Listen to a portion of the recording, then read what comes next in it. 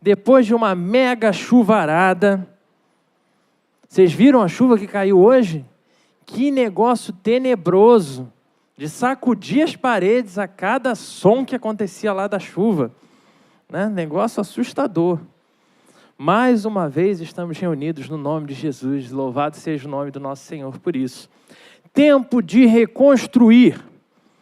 Eu não sei vocês, mas essa série não só tem me ajudado no processo de reconstruir questões da minha vida, nos meus sonhos, nos meus projetos, nos meus relacionamentos, como ela também tem evidenciado áreas que eu jurava que estavam tudo ok, mas que também precisavam de reconstrução, de restauração no Senhor. E não há nada melhor do que ter a certeza de que todos os reparos necessários, quando eu não tenho condição de fazer, quando eu não tenho condição de investir em começar nenhum desses reparos, saber que Deus, em sua eterna graça, o que Ele já fez, por conta própria, já fez. E o que ainda não foi feito na minha vida, a seu tempo, Deus fará, como a gente ouviu hoje pela manhã. Mas dentre esses reparos, tem aqueles que, de fato, meu irmão, minha irmã, serão responsabilidades minhas, serão responsabilidades suas específicas. Às vezes ainda passamos por tempestades e tormentas como a de ainda agora. Então, até áreas que a gente considerava que já estava tudo dominado, tudo resolvido, tudo reconstruído, se tornam perigosas de novo. Situações em que o caos emerge do nada, roubando a nossa paz, destruindo a nossa aparente segurança.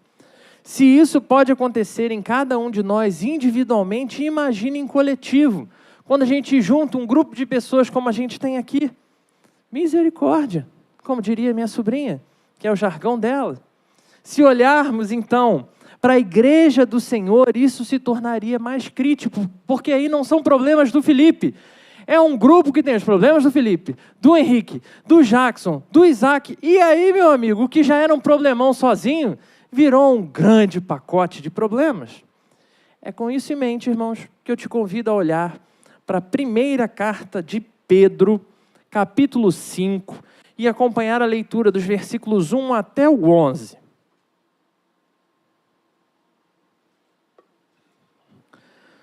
E, claro, vou te pedir para manter a sua Bíblia aberta ao longo de toda a exposição. 1 Pedro 5, do 1 ao 11. Diz assim a palavra do Senhor: Rogo, pois, aos presbíteros que há entre vós, eu, presbítero como eles, e testemunha dos sofrimentos de Cristo, e ainda coparticipante da glória que há de ser revelada.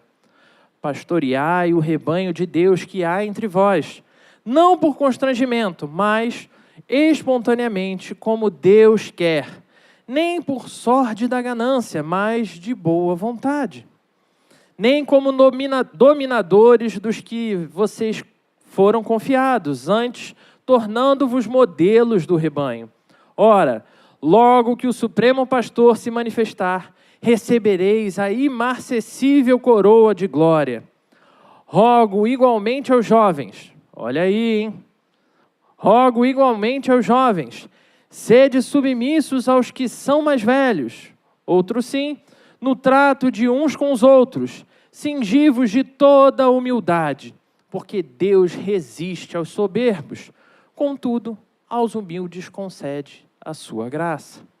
Humilhai-vos, portanto, sob a poderosa mão de Deus, para que Ele, em tempo oportuno, vos exalte, lançando sobre Ele toda a vossa ansiedade, porque Ele tem cuidado de vós.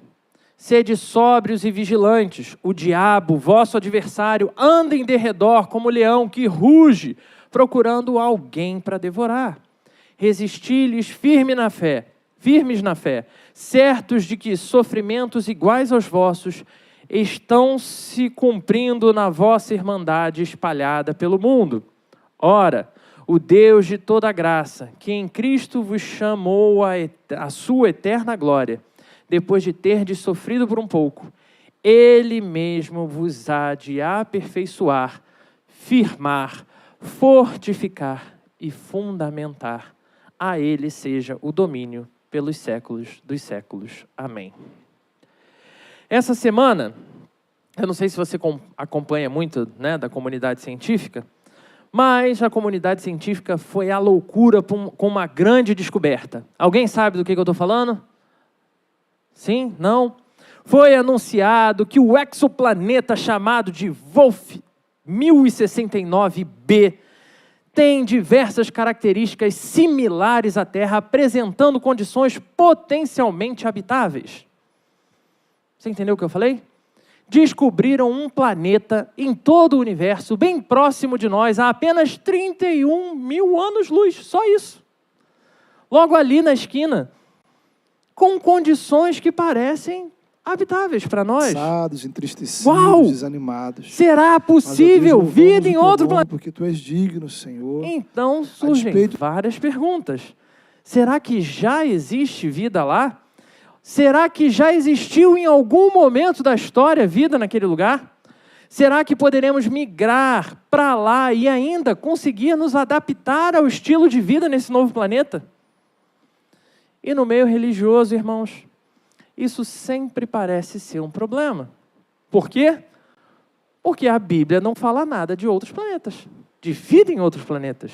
Então muitos agem como se ou a descoberta necessariamente é falsa, e a gente está vivendo uma grande manipulação da realidade, ou se realmente existe esse outro planeta, e se realmente tem condição de vida, e se realmente pode ser que alguém esteja morando lá, ou que a gente vá morar lá, necessariamente a Bíblia é falsa e não faz sentido.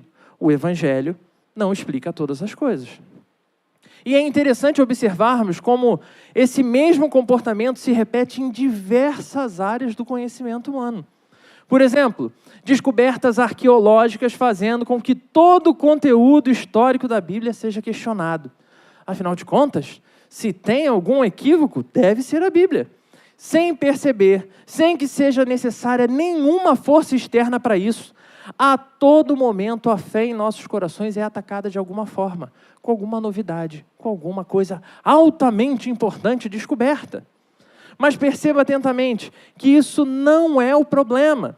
Afinal de contas, Jesus já tinha nos alertado que isso aconteceria, que seríamos atacados, que seríamos confrontados e até perseguidos. E que precisamos sim, meu irmão, minha irmã, estar preparados para toda e qualquer situação.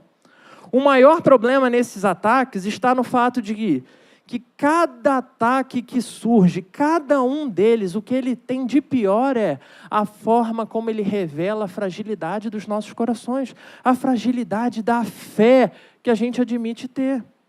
Publicações como a descoberta do Evangelho segundo Jesus Cristo, ou coisa do gênero, nos movem em direções completamente bizarras na fé, quando a própria revista, 2 números depois, publica dizendo que se equivocou quando falou que era o Evangelho segundo Jesus Cristo.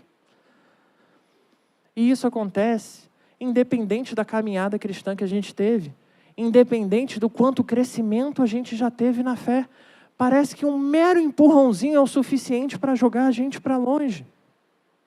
Astronomia, arqueologia, história, biologia, ciência em geral e até mesmo novas tecnologias. Afinal de contas, tudo é a marca da besta, né?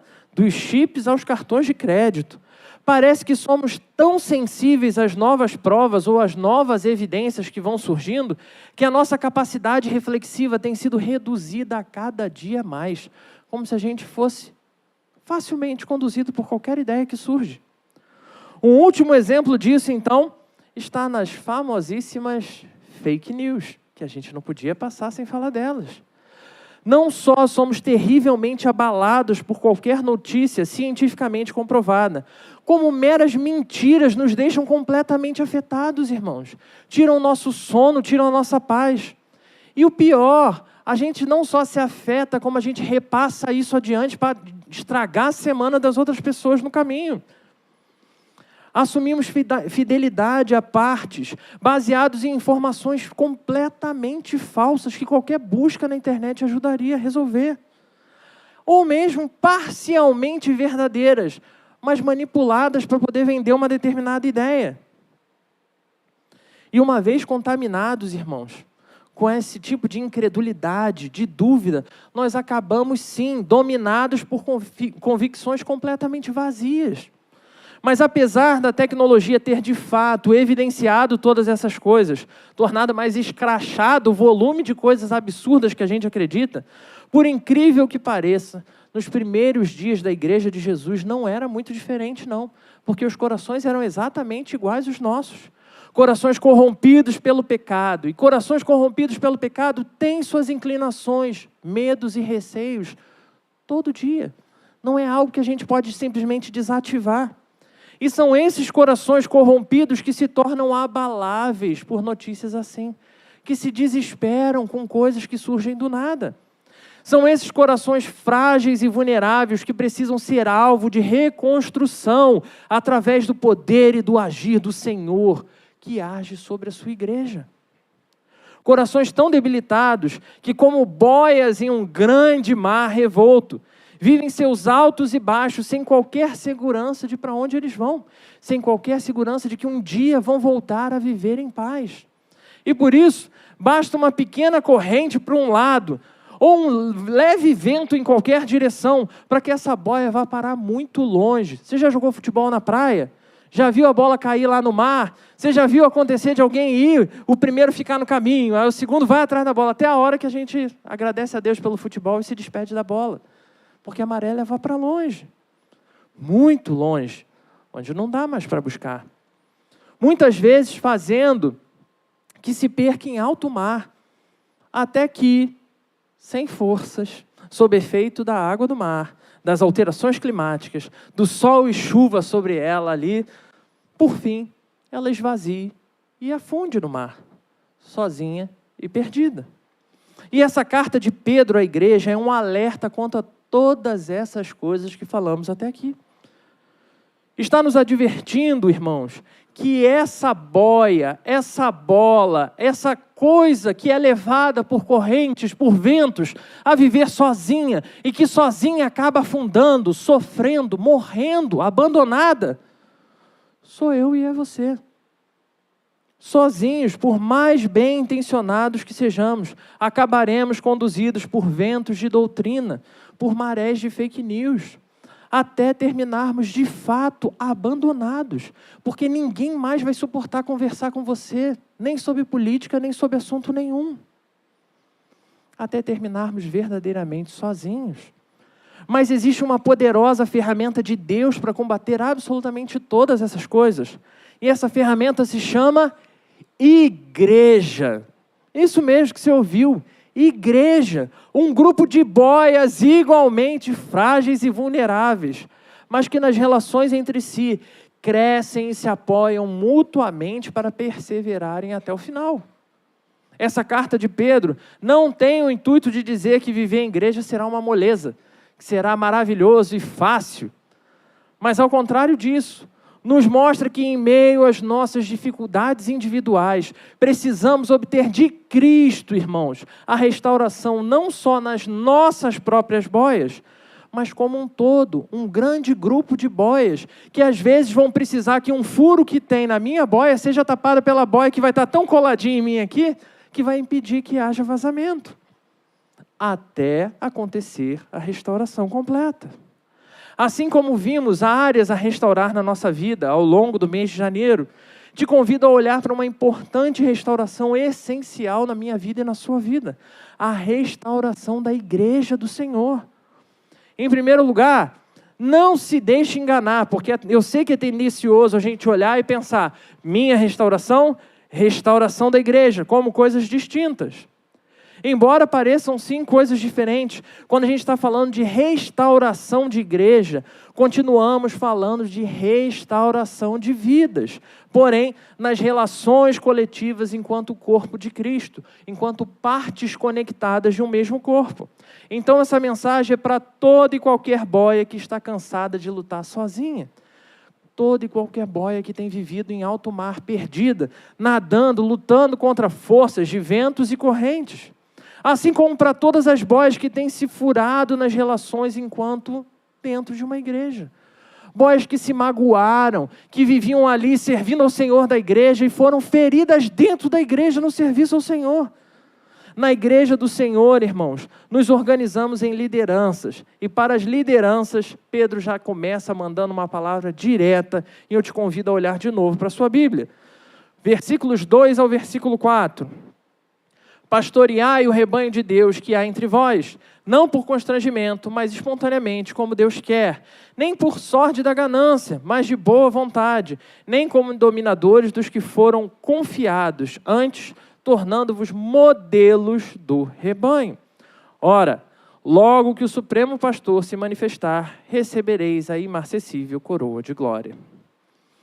Meus irmãos, existe algo belo nessa relação entre líderes e liderados quando olhamos para a igreja do Senhor.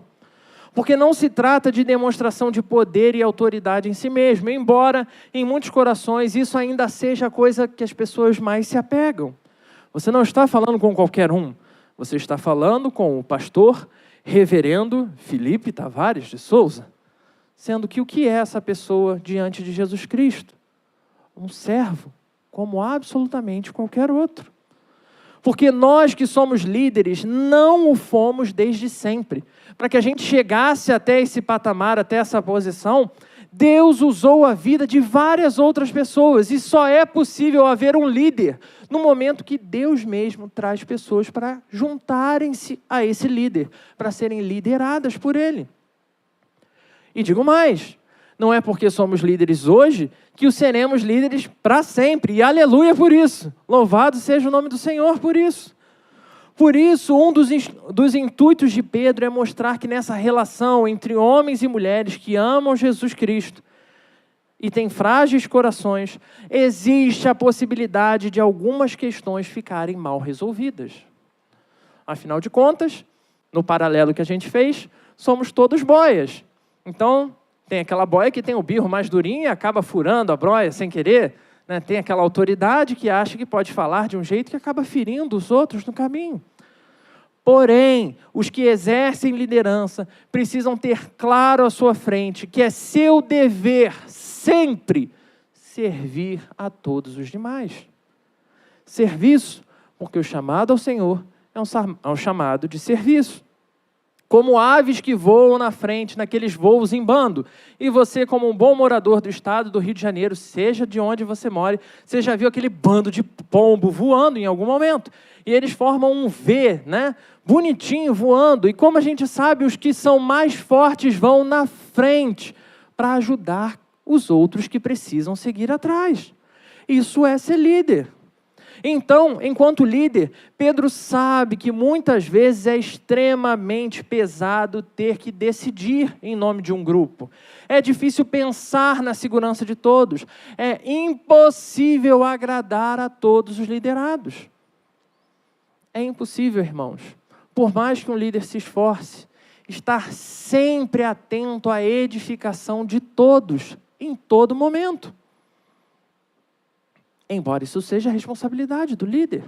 E é por isso que ele traz à memória dos líderes da igreja o compartilhar dos sofrimentos de Cristo. Porque nós não fomos chamados para nos tornar líderes luxuosos. Isso aí é a vida política no Brasil. Líder chamado por Jesus Cristo é líder para servir aos demais.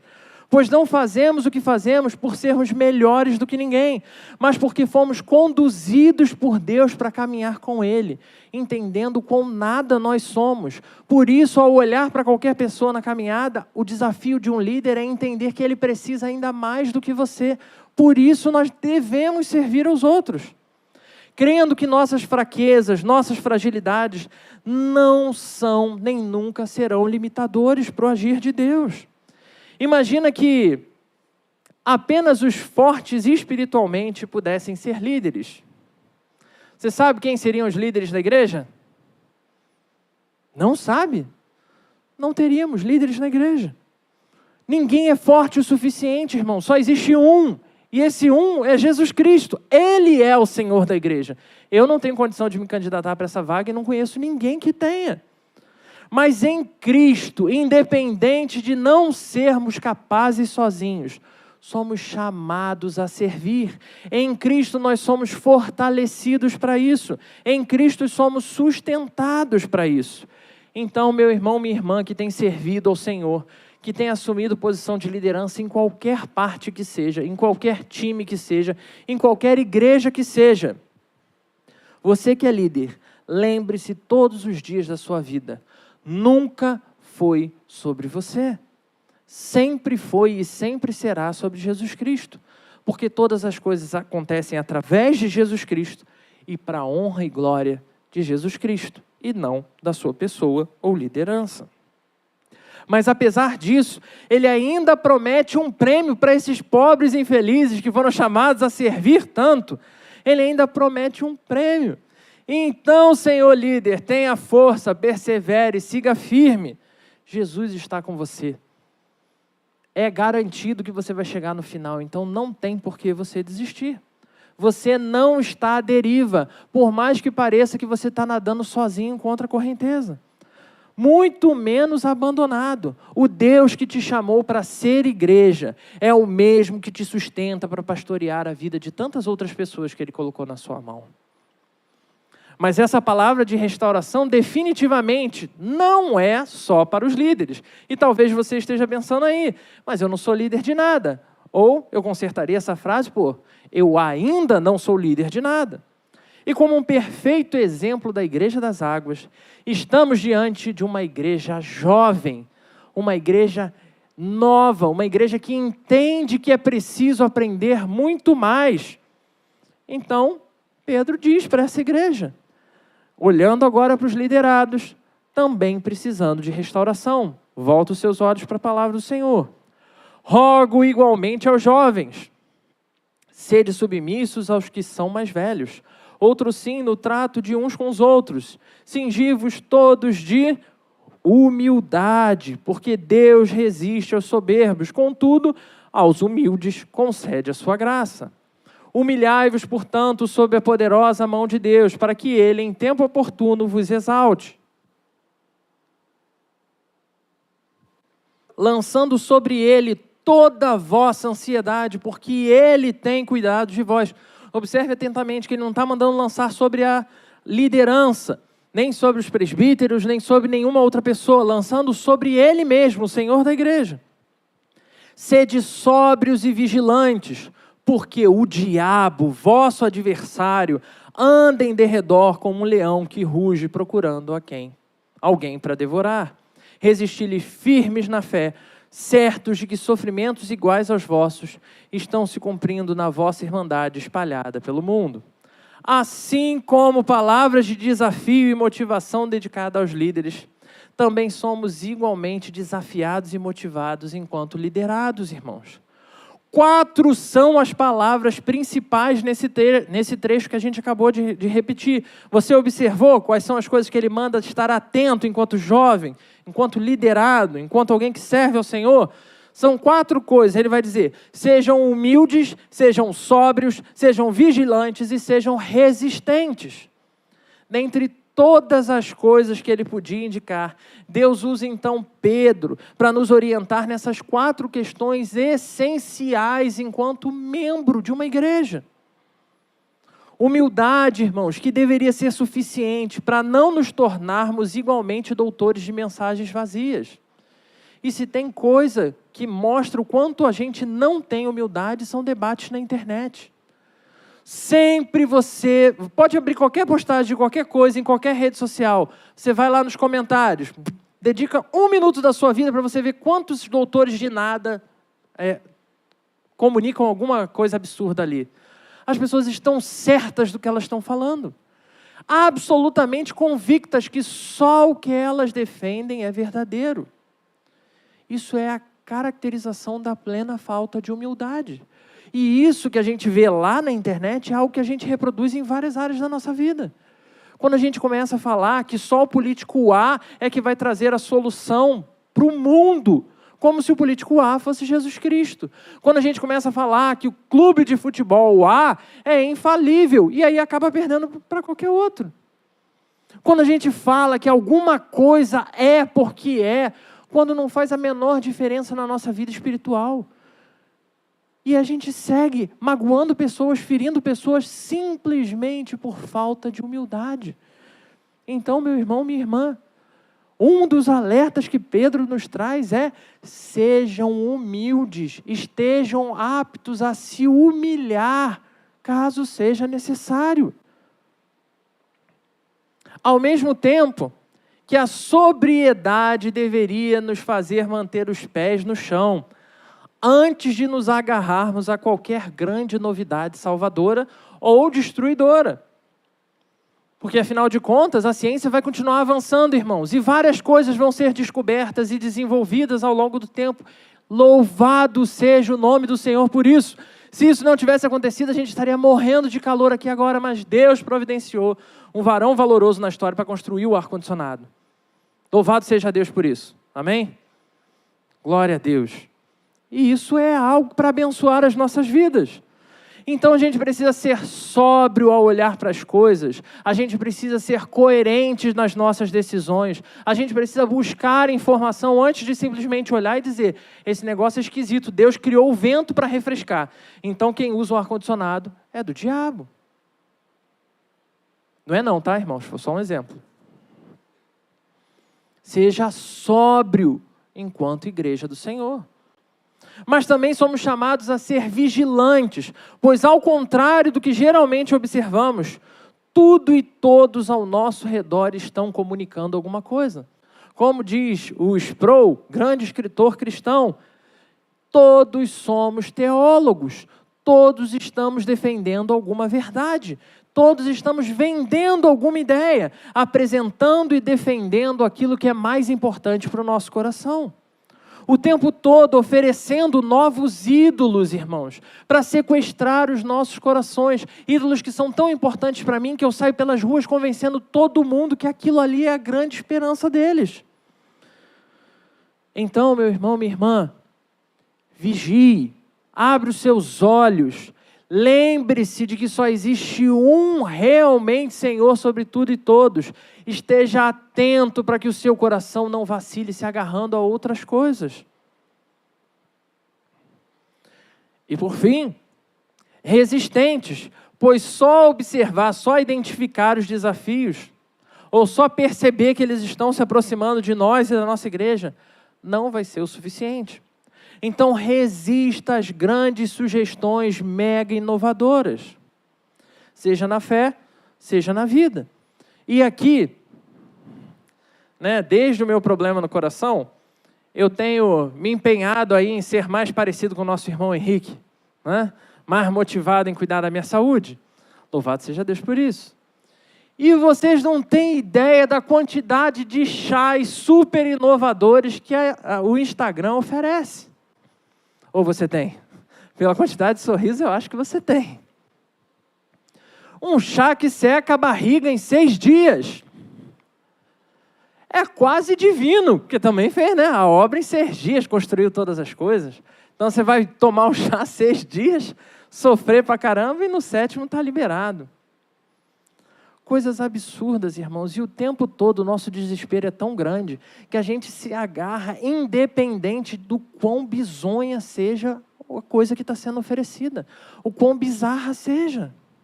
Ensinos falhos, doutrinas falsas, fake news, mentiras.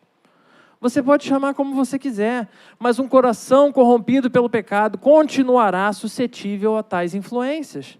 Deus sabe disso. E é por isso que viver sozinho é a maior falácia que você vai encontrar. É a pior coisa que você pode deixar entrar no seu coração. É a ideia de que você vai dar conta de viver sozinho. Isso espiritualmente seria similar a tomar esse chazinho para ficar mais magro. Não é porque você se magoou numa igreja ou na caminhada com essa igreja que ela necessariamente é uma igreja ruim. Não é porque você está sendo alcançado e tem se sentido sofrido por alguma coisa que você precisa sair dali e abandonar o grupo de pessoas que vivem ao seu redor. Por isso que Pedro, quando olha para a igreja do Senhor, ele vai dar esses 4 alertas que são tão importantes e tão essenciais. Em primeiro lugar, sempre aconteceu alguma coisa na sua igreja, seja na nossa igreja ou em qualquer outra igreja do Senhor espalhada pela face da terra. Número 1, seja humilde, meu irmão, minha irmã. Seja humilde. bota a sua viola no saco, ouve o que está sendo falado. De fato, você pode estar errado e Deus pode estar usando a vida de uma outra pessoa para ajudar você, para cuidar de você, para corrigir você, para te ajudar a se realinhar no que é necessário. Mas não é só ser humilde, porque, afinal de contas, as outras pessoas também são falhas. Então, o que está me advertindo pode estar errado. Então, eu preciso, assim como ser humilde para ouvir, eu preciso estar sóbrio. Eu preciso entender quais são as minhas convicções. Pois muitas coisas são apenas projeções dos corações de outras pessoas feridas, irmãos. Às vezes, a pessoa vem trazendo para você uma questão que ela jura que é para tentar resolver na sua vida, quando, na verdade, nunca foi um problema seu. É um problema do outro. Essa semana, minha esposa postou algo bem interessante aí no Instagram, né? Sobre pessoas que falam dos corpos das crianças, né? Chamando ali muito cedo de gordinha, de feinha, de baixinha e outras coisas mais. Qualquer coisa de valor pejorativo. E você sabe, meu irmão, minha irmã, que em família, meu Deus do céu, nós somos terríveis com isso. Né? A gente ofende mesmo e ofende sorrindo, achando que é engraçado. Então, é nesse momento que a gente precisa aprender a ser sóbrio. Como igreja do Senhor, precisamos ser sóbrios, pois esse tipo de mensagem fala mais sobre mim do que sobre os outros. Quando eu chego para apontar para alguém, eu preciso realmente testar o meu coração primeiro. Sabe aquela coisa, quando alguém se aproxima do irmão para divertir, aí você fala, irmão, olha, você está perdendo a linha, né? Você está bebendo demais, fica na calçada aí. Aí ele, tudo bem, eu fico na calçada, mas você... E aí parece que a gente vive numa eterna disputa de quem tem o pecado pior. Quando, na verdade, a gente vive, sim, numa eterna caminhada de restauração. Então, quando eu vejo o meu problema, eu ouço que alguém aponta para o meu problema, eu ouço isso e eu exercito a humildade, ouço tudo que a pessoa tem que falar. Em segundo lugar, preciso ser sóbrio o suficiente para dizer, Senhor, procede, é válido, é o que a Tua palavra orienta a viver? Eu realmente não tenho dado conta? E se é isso, a gente precisa continuar olhando para as questões em diante. Terceiro ponto era, você se lembra? Seja vigilante. Pois, como dizem alguns, o mundo não é para amadores. Vivemos imersos em uma cultura, né, de sobreposições de cultura. Culturas muitas vezes, sim, opressoras e dominadoras. Então, não dá para brincar de ser crente nessa história. Não dá para a gente fingir que o mundo é cor-de-rosa e são unicórnios esperando a gente do lado de fora. Porque, afinal de contas, um dia você dorme homem crente e no outro você acorda hétero, cis, homofóbico. Sendo que nada mudou na sua vida. Mas o discurso lá de fora mudou. E você vai fazer o que com isso? Não se omita, irmãos. Não se omita. Esteja vigilante, porque esse tipo de coisa vai entrar na sua casa se já não entrou. Então esteja vigilante, esteja atento, vigie. 4, seja resistente. E aqui eu gostaria de citar um trecho do filme Rocky, o Rocky Lutador, né, do Sylvester Stallone. Eu não lembro exatamente qual dos filmes, mas tem uma conversa extremamente interessante dele com o filho, e que é sensacional e eu indicaria você pesquisar, só você botar no Google, Rocky e o filho. Pronto, vai aparecer o vídeo lá, curtinho. E uma das coisas, dentre tantas coisas que ele fala para o filho naquela conversa, uma das coisas que é o centro do que ele está apresentando ali ele fala que ninguém baterá tão forte quanto a vida. Ele diz que a vida vai levar o filho à lona, porque ela não faz isso porque ele é especial. Ela faz isso com todo mundo. Ela vai te atacar e vai te atacar sem dó, até te esmagar por completo. E só restará 2 opções: permanecer caído ou usar todas as suas forças para se levantar de novo. E aí eu pergunto para você, meu irmão, minha irmã, como você tem se mantido? Será que você é esse que o primeiro supapo que a sua fé leva, você cai no chão e fala, pelo amor de Deus, me deixa caído aqui, me ignora? Ou você de fato tem levantado, você tem resistido, você tem perseverado, humildes, sóbrios, vigilantes e resistentes. E isso precisa ser uma verdade absoluta nas nossas vidas. A advertência é para ontem, irmãos, porque não existe uma igreja perfeita desse lado da vida. E Pedro já sabia disso, porque ele já tinha vivido essa lógica de igreja. Assim como não existem cristãos perfeitos, e aqueles irmãos daquela igreja que Pedro manda a carta, também já sabiam disso. Afinal de contas, muitos ali já estavam pensando em desistir da fé. Mas pensar restauração nos leva a pensar que, embora essa obra comece em você, comece em mim, comece em cada um de nós individualmente, ela há de percorrer todo o povo de Deus espalhado pela face da terra. E assim como não é um processo automático em mim, não é um processo automático em você, e nós precisamos saber, aprender a respeitar que não será automático na vida das outras pessoas. Elas têm o seu tempo na caminhada com Deus. O nosso papel é estar próximo o suficiente para ajudar, para amparar, para sustentar, independente de quantas vezes o irmão ao seu lado cair. Então, viver em uma igreja que conscientemente vive essa obra de restauração, continua precisando nos levar à consciência de que aqui não é, e agora eu falo especificamente da Igreja das Águas, não é, infelizmente, para a dor do meu coração, não será a igreja perfeita. A gente tenta, mas a gente não é.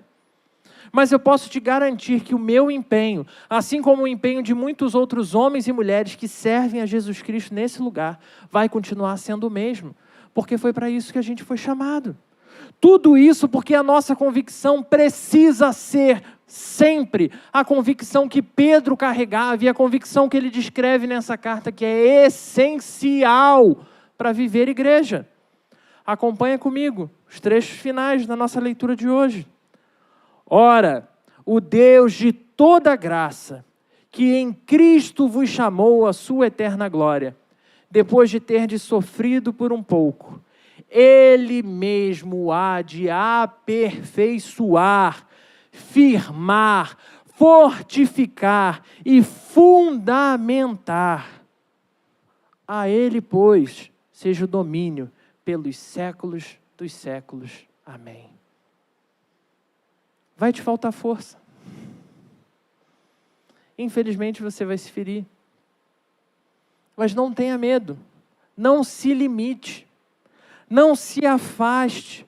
Pois o Deus de toda a graça continua sendo o Senhor soberano sobre a vida, sobre a existência. E Ele se preocupa especificamente com você. E nessa noite, esse mesmo Deus derrama mais uma vez a sua graça sobre a sua vida, independente das escolhas que você fez. Porque essa graça é uma graça renovadora, uma graça de poder, uma graça de novidade de vida, uma graça que reinsere homens e mulheres falhos e quebrados numa igreja que caminha na direção da restauração eterna. Uma graça que nos sustentará na caminhada em comunhão, irmãos. Então é assim como uma andorinha só não faz verão. Um crente só vai se perder. Sai dessa história de que você dá conta.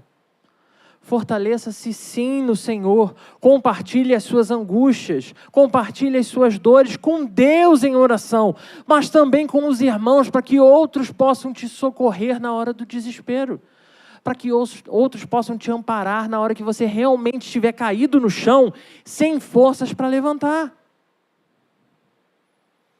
E então, meu irmão, minha irmã, viva cada dia da sua existência a autêntica restauração, não só da sua vida, mas da igreja que o Senhor chamou, para juntos caminharmos buscando restauração.